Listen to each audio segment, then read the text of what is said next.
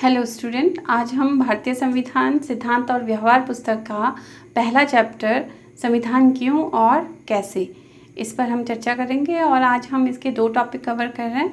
पहला टॉपिक है संविधान क्या है और दूसरा टॉपिक है संविधान की आवश्यकता क्यों पड़ी।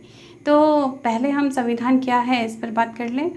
संविधान, किसी भी देश का संविधान सर्वोच्च कानून होता है, यानी कि कोई भी कानून संविधान से ऊपर नहीं होता।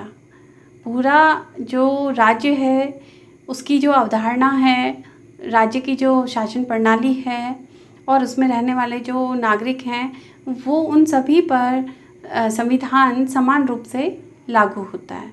तो संविधान जो है वो लिखित भी होता है और अलिखित भी होता है। जैसे कि भारत का संविधान लिखित है, इसमें सारे जो अनुच्छेद हैं वो लिखे गए हैं। 395 अनुच्छेद हैं, वो सारे के सारे अनुच्छेद जो हैं वो लिखित हैं और राज्य से संबंधित सारी बातें, नागरिकों से संबंधित सारी बातें इसमें लिख दी गई हैं। वहीं हम अगर इंग्लैंड की बात करें तो इंग्लैंड का जो संविधान है वो लिखित नहीं है, अलिखित संविधान है और वो रीति रिवाज और परंपराओं पर आधारित संविधान है।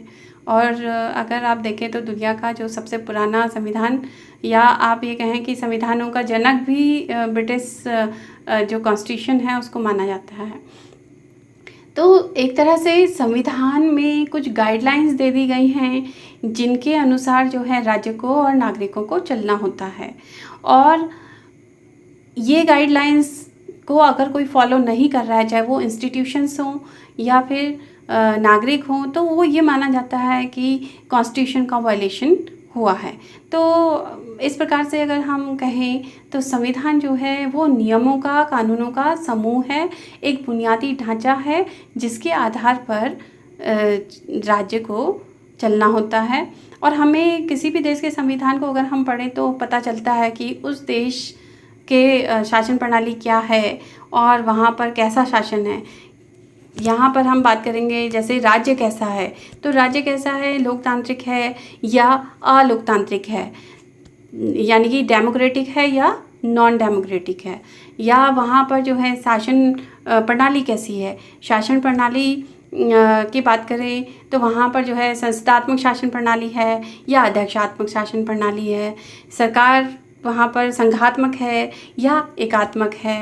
अगर हम सरकार के तीनों अंगों की बात करें तो संविधान से ही हमें पता चलता है कि वहाँ पर लेजिस्लेचर कैसा है। लेजिस्लेचर का मतलब है विधायिका। विधायिका यानी कि विधायिका एक सदनीय है या द्विसदनीय है। जैसे भारत में अगर आप एग्जाम्पल देखें तो भारत का जो विधायिका है वो द्विसदनीय है। और इसी तरह से हमें पता चलता है कि कार्यपालिका कैसी है, एकल है, बहुल है, या न्यायपालिका कैसी है, सिंगल है, डबल है या एकीकृत है।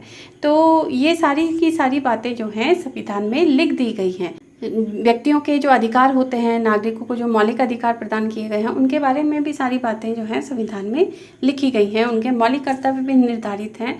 तो संविधान जो है वो व्यक्ति और राज्य के बीच में तालमेल स्थापित करता है, इसीलिए हमें संविधान की आवश्यकता पड़ी। यहीं पे हम दूसरे टॉपिक पे भी आ जाते हैं कि संविधान की आवश्यकता हमें क्यों पड़ी।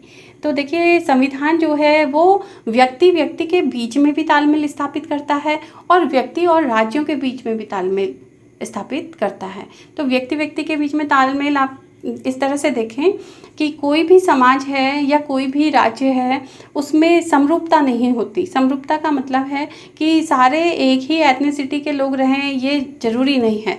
डाइवर्सिटी हर समाज में देखने को मिलती है, चाहे वो भाषाई आधार पे हो, चाहे वो धार्मिक आधार पे हो या फिर क्षेत्रीय भिन्नता हो।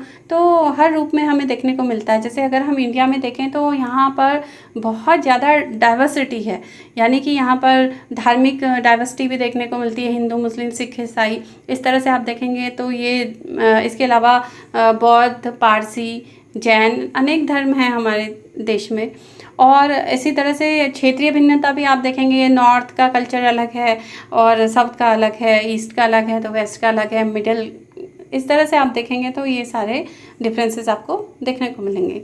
तो ये जो अलग अलग तरह के लोग कंट्री में रह रहे हैं, अलग अलग समुदायों के लोग रह रहे हैं, उनके बीच में तालमेल बिठाना उनके हितों की सुरक्षा करना, ताकि कोई भी कम्युनिटी दूसरी कम्युनिटी के हितों को नुकसान ना पहुंचाए। तो ये निर्धारण करना कि सभी देश में सुरक्षित रहें, तो ये संविधान का कार्य होता है। तो ये संविधान क्या करता है कि विभिन्न जो कम्युनिटीज़ हैं या विभिन्न जो डाइवर्सिटी है जो कंट्री में, उसके अंदर भी तालमेल बिठाती है।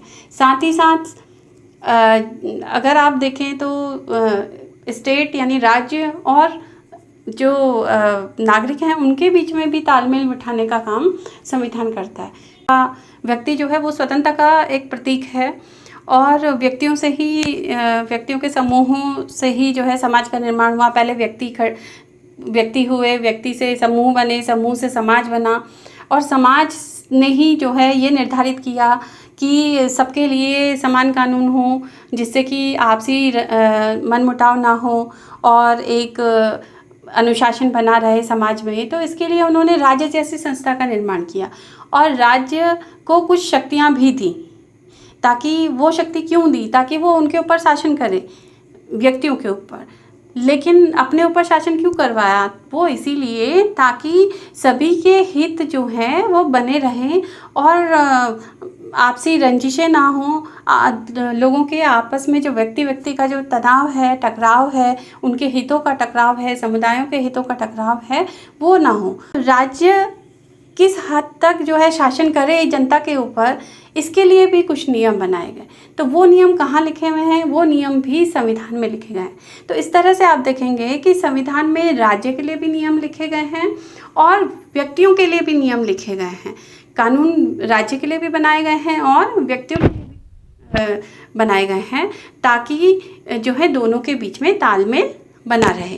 तो आप अगर देखें तो कोई भी संविधान, किसी भी देश का संविधान हो, वो ना तो राज्य को एब्सोल्यूट पावर देता है और ना ही वो किसी व्यक्ति को एब्सोल्यूट पावर देता है। यानी कि व्यक्ति की जो स्वतंत्रता है वो एब्सोल्यूट नहीं है। उसको जो स्वतंत्रता मिली है वो उसको कुछ प्रतिबंधों के साथ मिली है। यानी अगर वो अपनी स्वतंत्रता का दुरुपयोग करता है तो उस कंडीशन में उसकी स्वतंत्रता पे प्रतिबंध लगाया जा सकता है राज्य के द्वारा।